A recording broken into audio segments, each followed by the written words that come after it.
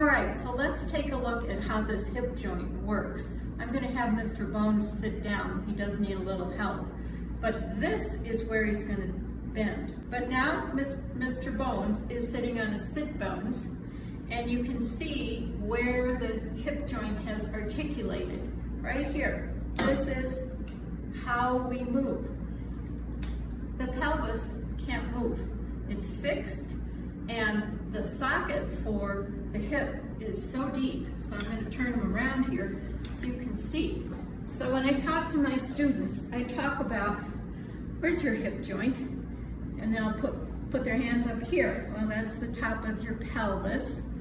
That cannot transmit weight to your legs, but the hip joint can. So if you look here, from the center of the spine to the hip joint, it's about 4 fingers.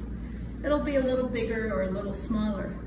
But if you take your hand at your zipper straight down to where your leg lifts, that is where your hip joint is. And that is as far as your weight should travel sideways, because otherwise it can't go through there. As you see, he's perfectly able to sit on his sit bones underneath him with the help of the greater trochanter and the thigh.